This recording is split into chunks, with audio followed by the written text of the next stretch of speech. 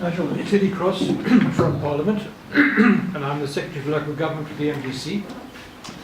And we have 3 rural district councils that we control, as well as 16 urban councils. This is a fascinating subject, and I looked at your subject and I thought, and 2 hours? Vakomana, what are you going to do in 2 hours? First of all, let's recognize that the Constitution lays down for a devolved system of local government which is autonomous from central government.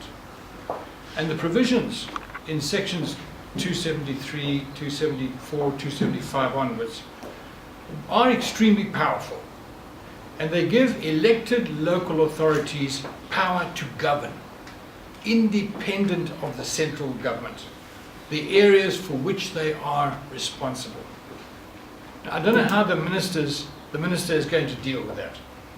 That is a huge, huge point of conflict. But it is the law. It is the supreme law of the state. And any legislation that violates that principle is no longer operable. It's null and void. So that is a reality we're faced with. The second reality is the traditional leaders. I don't think we have in the political parties elements that would like to see the traditional leaders removed altogether from the governance system. I don't think they can be. I don't think they should be. I think they're extremely important for us as a nation. One of the things that concerns me as a Zimbabwean is I see us as a nation losing our soul. And our traditional leaders are an integral part of that. And we somehow have to build them into the system. So on the one hand, we created a constitutional monster, right? And my party was responsible for that section. Douglas Manzura was the drafter. We deliberately went that route.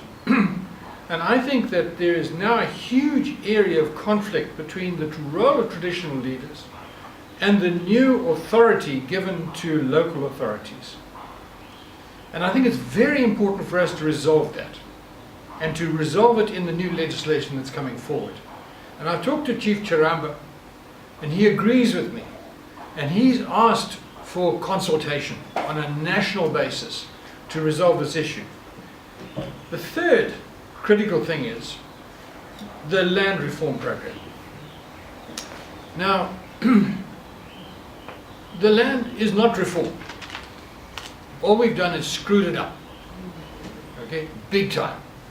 Because we've left the land rights, legal land rights, in the hands of the old farmers. Agriculture is going to continue to march backwards. We've just come out of a season which is the worst season in 70 years. We've grown 300,000, 400,000 tons of maize. Less than 20% of our requirements as a nation. We're importing 150,000 tons of maize a month at the moment.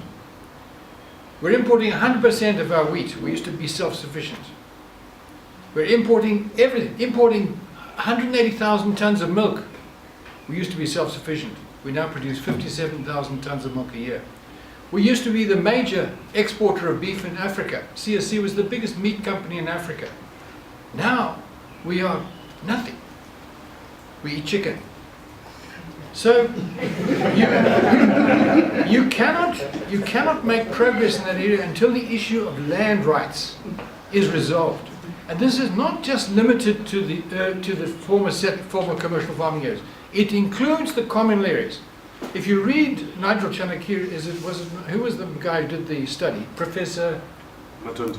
No, the 72 study, 82 study on land tenure. Oh, Rukuni. Rukuni. Yeah. If you read Rukuni's report, which was excellent, he called for a harmonization of tenure rights for the whole country in all areas involving agricultural land. Now that means we've created a land commission. And the land commission is going to be in direct conflict with the chiefs, the role of the chiefs. And I see this dialogue that you started here today as being something that has got to spread across the country, and it's got to be done in depth, because we can't just have a short discussion here and think that we've resolved the issues. This, for me, is a dialogue about the future of Zimbabwe and Zimbabweans and our character as a nation. And we have to resolve these issues and resolve them urgently. And I don't see anybody in government thinking.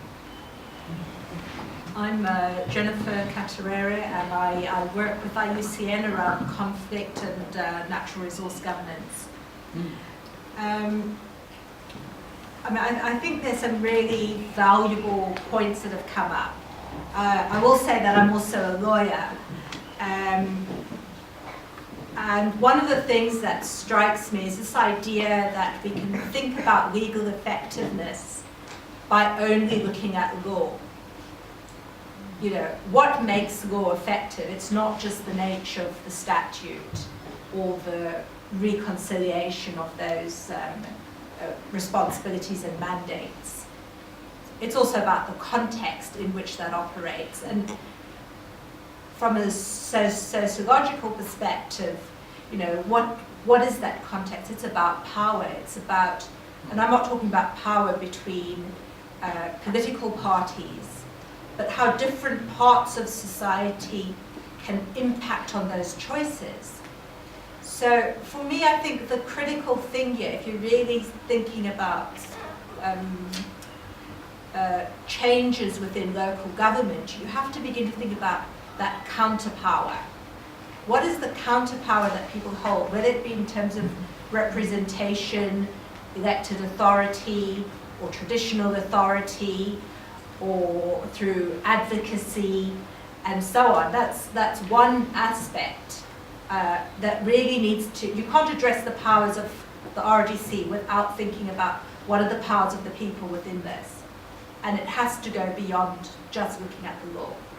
And the second aspect I would say that we really need to think about is that conflict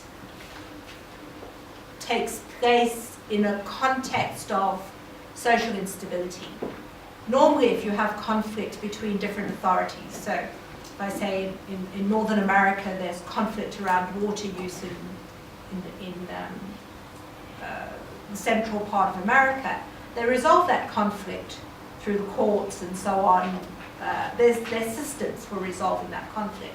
So why is it that we are unable to move to cooperation in resolving this conflict in legislation? And I would suggest it's because there are multiple other levels of conflict within our societies. We've been played against each other in terms of ethnicity, in terms of power, in terms of benefits.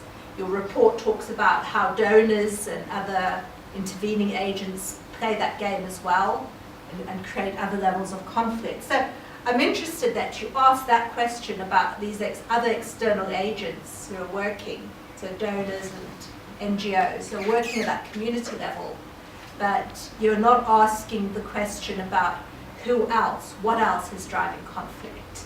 You know, so the water conflicts, maybe climate change, the land tenure issue, etc. And I think that without that sort of mapping, and maybe that's what you were referring to when you were talking about your mapping, but without that understanding of these multiple dimensions, we're not going to resolve the local government issues.